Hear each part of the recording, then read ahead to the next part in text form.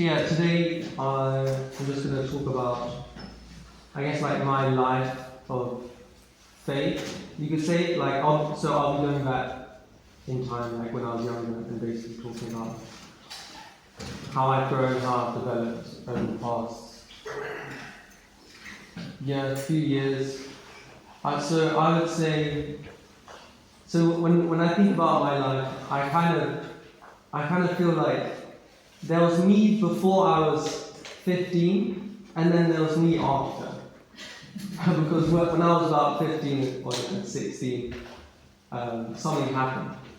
So what happened was I recognized a pattern in my behavior that, around that time I was kind of, I was a bit more shy, kind of a bit more quiet, and I think I wasn't really willing to take ownership of my life. I wasn't really in the front seat. So, going to school and I wouldn't bring my homework in, and I'd basically lie about it because I wouldn't want to, I wouldn't want to deal with the consequence, or not bringing in my PE kit, like really simple examples. But I was just generally lying a lot because I didn't have this mindset of I'm in the driver's seat. I really wasn't. I was in the back seat. Mm-hmm. So what I basically realized is that, I keep lying, but the goal is I want to get out of, dealing with consequences that I don't want to deal with. But the thing is, what I realized is that it's just not working. So when I was 15, I kind of had this moment, and just bear in mind,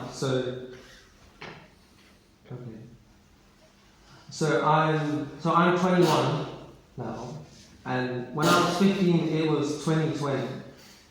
So you can just imagine what was happening in 2020. It was COVID. So you can imagine it's this period of kind of loneliness, almost like solitude, and I think for many people that can be quite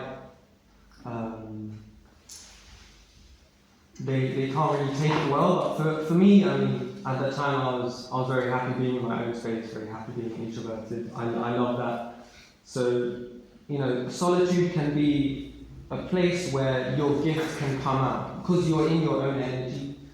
So it's much easier for you to kind of figure out, okay, what do I want?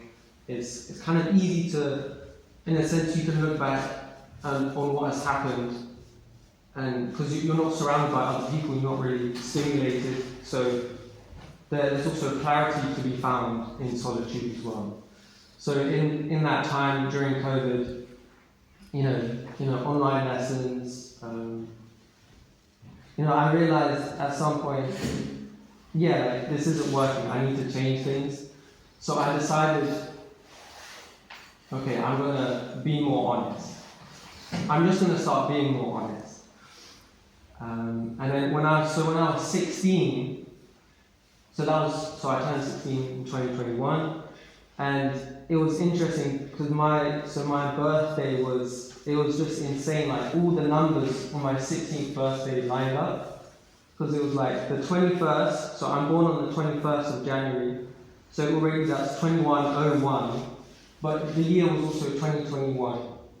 So it's 2101, 2021. So there's so many twos at once, and I was 21 is a providential number, So I was hey, I think God's trying to give me something. God's trying to speak to me.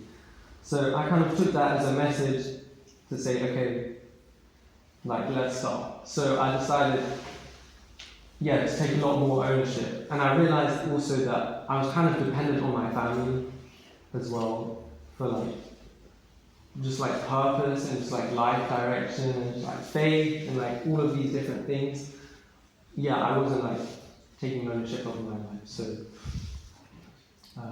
So I decided to make some change. So the first thing I did was I started reading the Divine Principle every single morning before school started. And then so I think in 2021, like the lockdowns lifted and then we started going to school. So I even, I was so committed to doing this that like, even if I didn't have time to do it in the morning before going to school, I would literally take the DP with me in my bag and then read the DP on the bus. So, yeah, and then I think about like a month after I started reading the DP, so probably like around February time, I decided I'll start praying as well every morning. And honestly, I feel like I need this guy in my life because I need this younger version of me in my life. Because, well, when I look back, I realized that he was, when I was praying, it's like the mindset I had was, I know that when I pray, God can hear me, but I know that I'm not always going to have a response. I'm not always going to hear anything.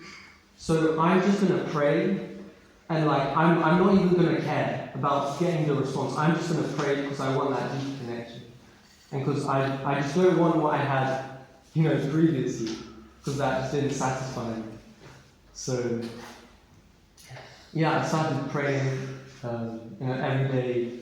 So then my morning routine now was like, now includes reading the DP and praying. And then alongside that, I was also like, okay, let's kind of take care of my alarms, or like when I wake up. So I kind of made the conscious decision to wake up at the first alarm, and like get up at the first alarm, be out of bed, and just like be doing things. And I'm very happy I did that, because now that habit has then brought me, I've kept that habit going. So now it's like, generally speaking, at the first alarm, I get up and I get going. So I don't hit the snooze button and set like 5 more alarms. So looking back, I'm like, wow, I'm really grateful for what I did.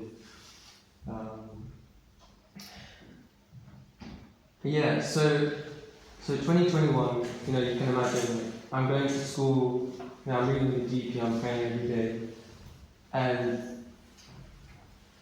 I think because of this, my spiritual senses started to open up, started to awaken. Because at the end of 2021, I was on a UK winter harp workshop at Cleave House, and I remember this night. It was the prayer evening, and AJ Ryan, Uncle AJ, he was giving a talk about prayer. And it was interesting because, I don't know, when I was in harp workshops, I was just getting injured all the time. And the place that I would always get injured were my legs and my calves. So it's either like, one workshop after the other. It's either my left calf or my right calf, my left calf, and then again my left and then my right, and like it just kept getting injured. So I was just sitting at the back, literally like half asleep, injured, I'm tired, I'm exhausted. And then, as Uncle AJ is speaking, I start to see like figures around him. Basically, I started seeing spirits. That was my first experience. And then after that, when I was more fully awake and more conscious, it happened again and again. I've had many spiritual experiences at this point.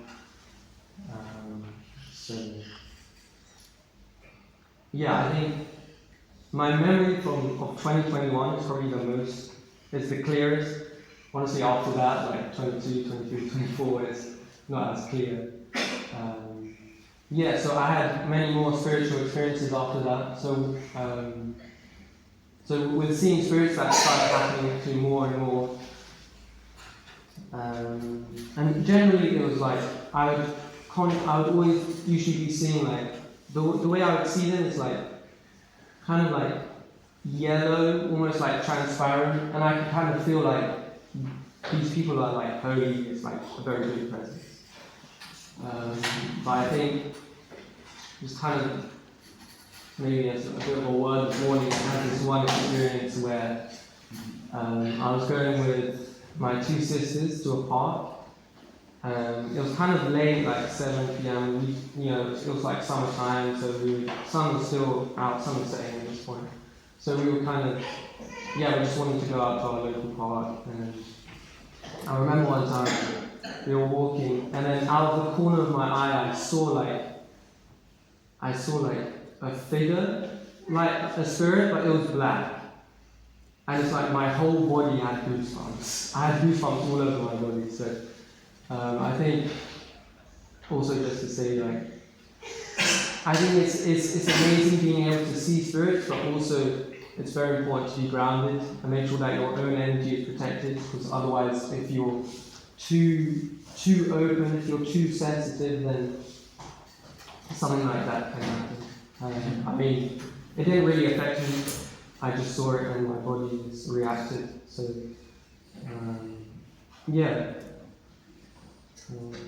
and so in 2024, I had two big experiences that I think really affected me. So one of them was on another winter workshop again.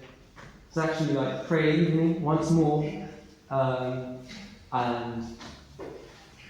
this was interesting because as I was praying, I kind of felt this presence, and I almost felt like I could feel almost like the presence of God, almost. And I brought a book with me. It's called Essentialism. I think the author is called Greg McKeown, I think. And I just read a line in the book, like completely unrelated. Like, this book is like nothing to do with anything spiritual. It's kind of like with productivity and like, I guess, learning to weed out the distractions and just like focusing on in the present and making sure that you've got like the right priority. Like, not very spiritual, kind of a bit more physical of a book. But I read something in the line, and it was in the book, and it was like about journalism. It was about like completely unrelated to anything spiritual. But then but it was about how journalists are trained to see the trend, to see like the pattern and what's going on. And then I went, after reading that book, and then I go into the hall. This was in Livingstone House, actually, this workshop. I go into the hall, and it's like I was so open, I was so spiritually open, I was no longer focusing on myself, and now I was kind of focusing on the crowd, and I could feel like people's energies, but it's like I wasn't being swayed. It was like basically I was open to receiving.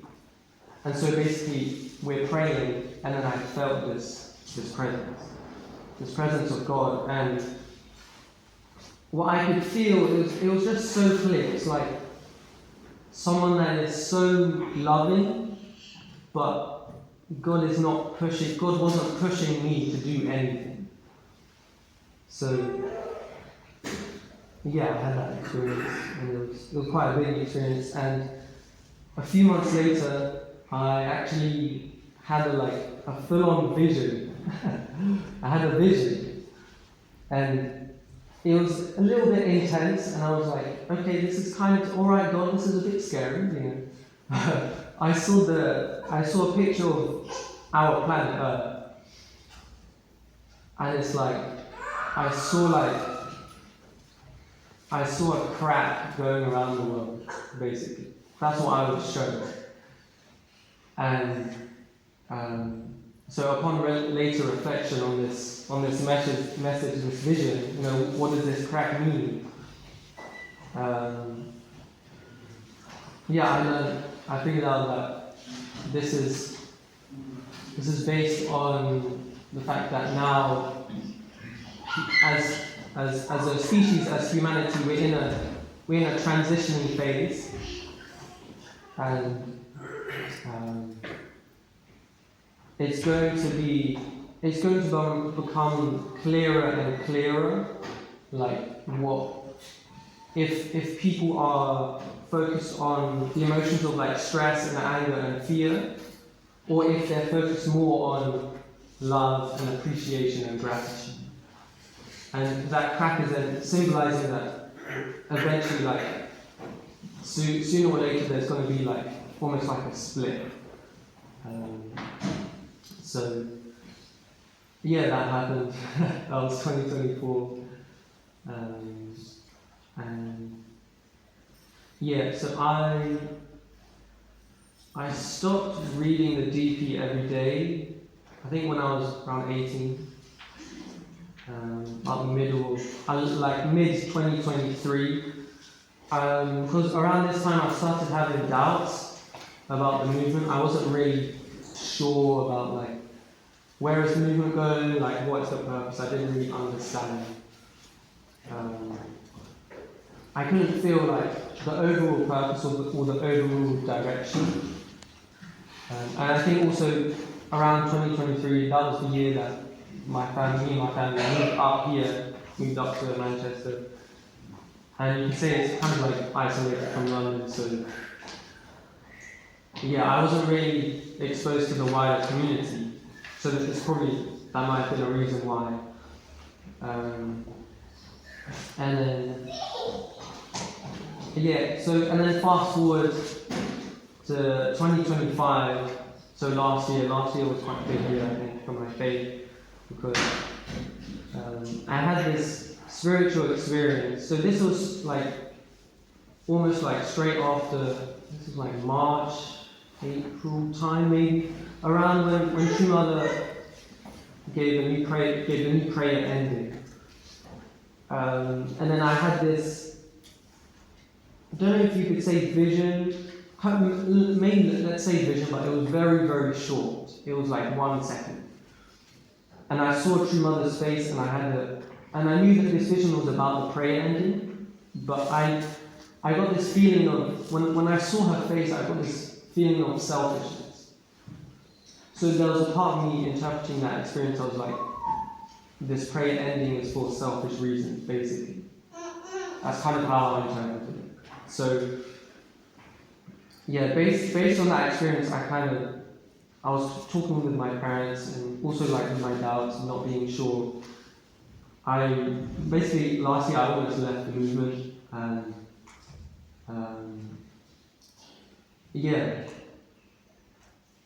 and so around this time, my older sister got blessed to Howard South from London, and so I was talking with him. I mean, I've known this guy for years already. Like we're very close. I talk a lot with him. I was already talking a lot with him. So he was aware of my situation, and so he recommended me to go on ODP, which was an ESD workshop. And so I was like, okay.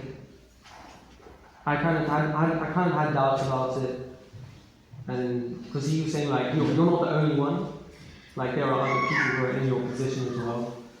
So I ended up going, and what I found was basically what I was looking for. I found a community of people where everyone is so honest, and everyone wants a real connection with God, with true parents, and with everyone around them. And it's like, this is an 18+ workshop, so you can imagine people are a lot more serious. So that also adds to the environment as well. So from then on, I think after that, so that was the middle of 2025. After that, my year was very different. I was a lot more certain, because I felt like I found a community where I can be in this community, and I can feel like there's a lot more substance there.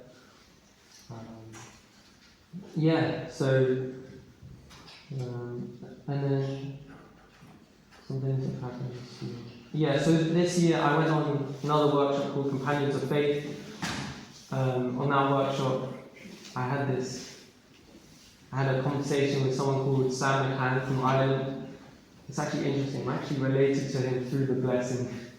So, yeah, we had a very long conversation, because we did this thing where we'd go on afternoon walks. So this Companions of Faith was like end of February.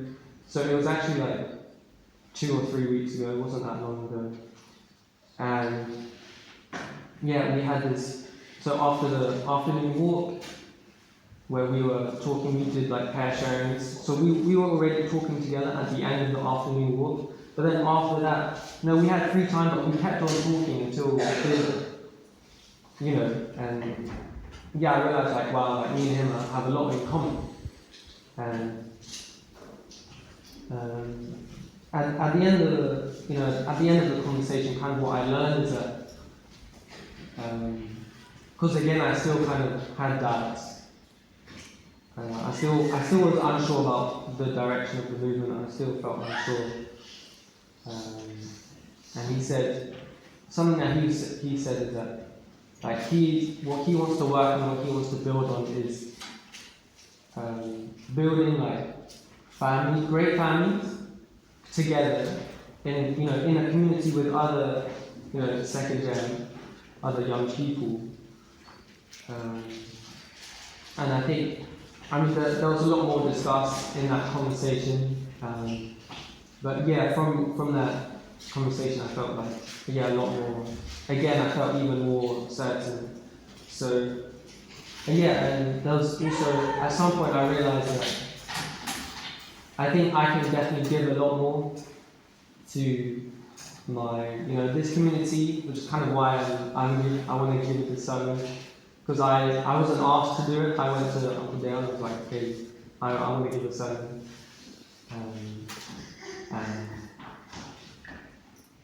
Also with filming some services here, and I made a public YouTube channel to put all of the recordings that I've got on there.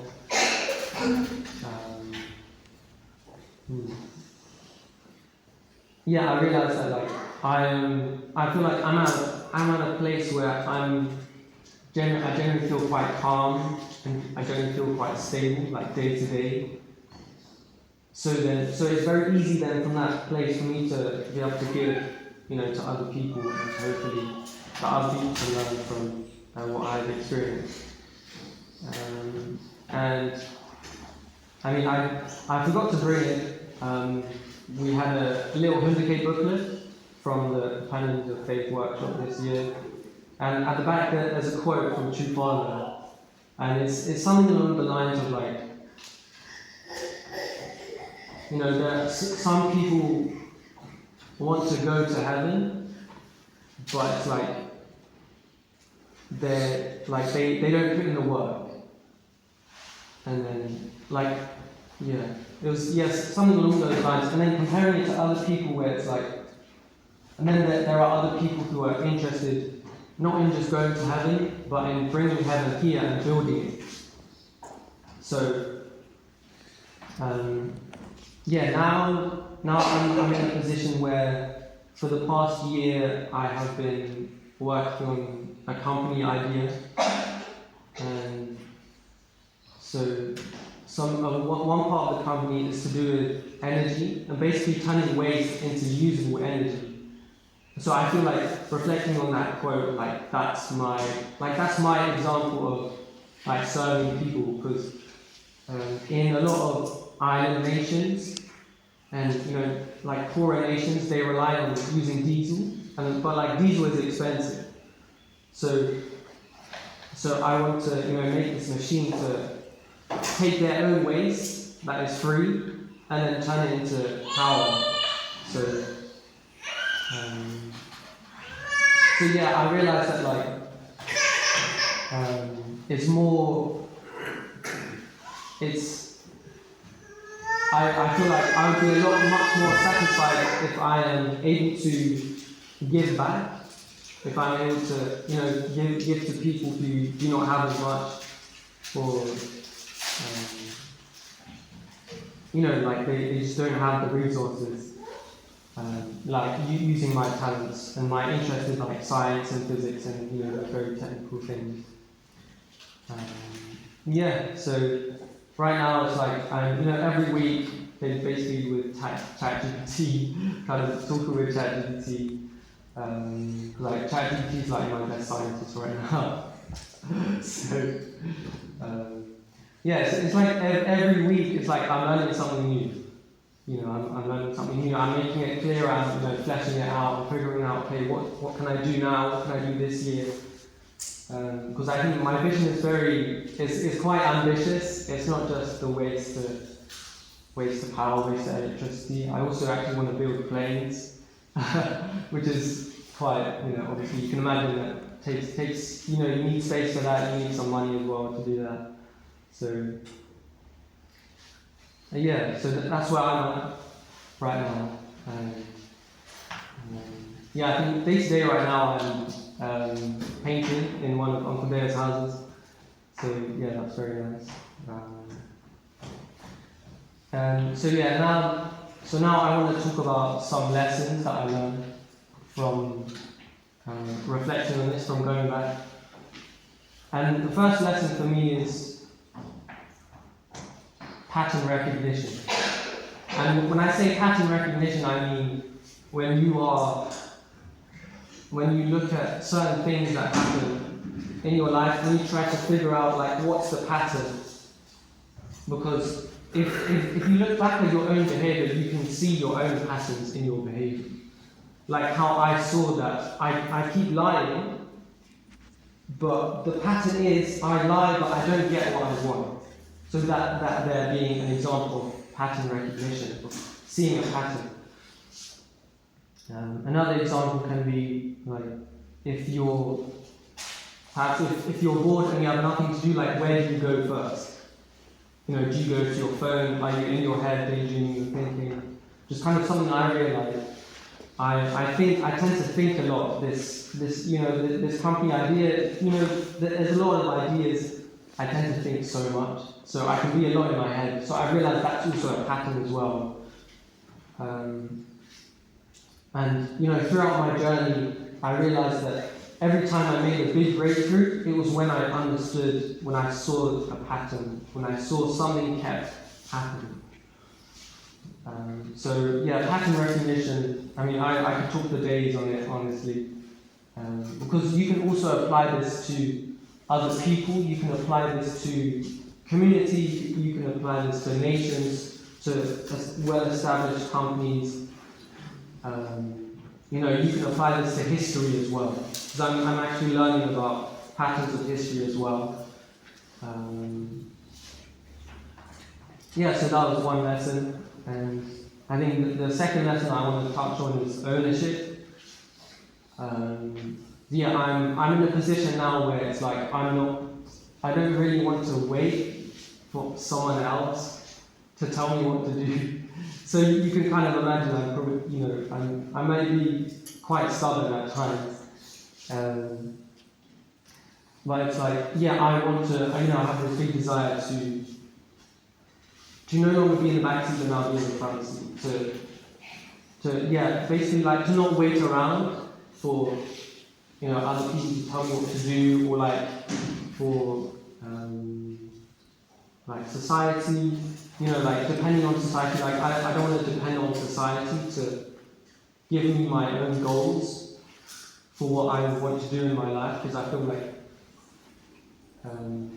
it just doesn't really satisfy me. So I want something that's a bit more substantial. So when I was 16, my whole choice of taking ownership. That's an example of taking ownership and being okay, I'm depending on my family, but it's not really working. They can only take me so far. So I need to be more in control of my life. I need to be the one who's a bit more active.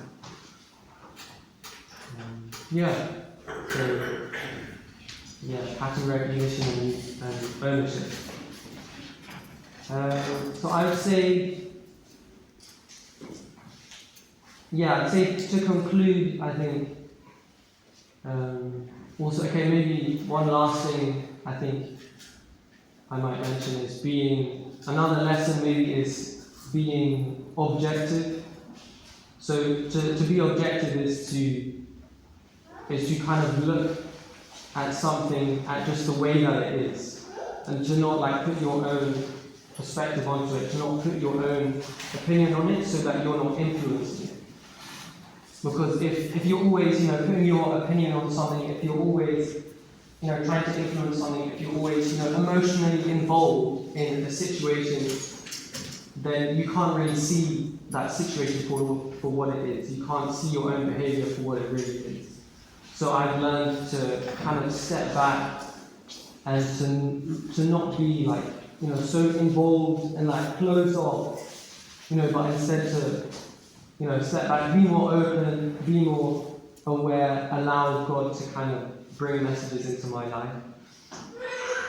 And I think that's something that can help everyone here. I think being able to be more objective, being able to be more open to learning new things instead of closing your brain off from learning, closing your mind off from learning because you think that you're right. But really, it's like I know that I'm not.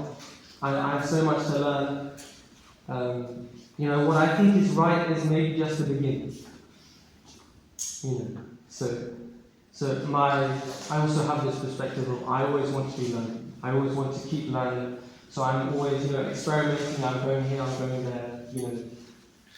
I'm learning about different kinds of things.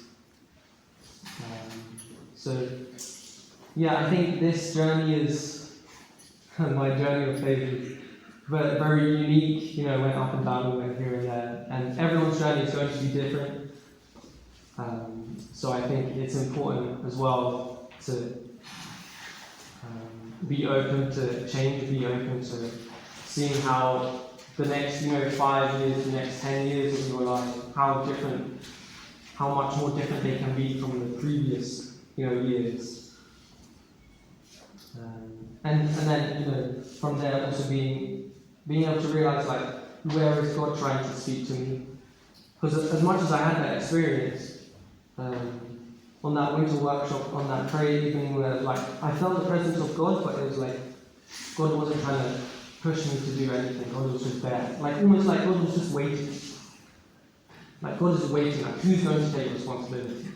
That's kind of what I felt. But even then, even through that, I think God is still going to give you messages. Because obviously God knows your heart, so God, through your daily life, through just like the things, literally like just the things around you, because it's so much easier through just like words on a billboard, on a car, etc., etc. It's so much easier for God to communicate to you through those ways instead of having like spiritual experience. So I think the main thing I want to communicate is like being open, being willing to learn new things. Obviously, be discerning, make sure that you're not going down a rabbit hole that isn't very good for you. I think be willing to be open to God's guidance. I'll finish there. Thank you for listening.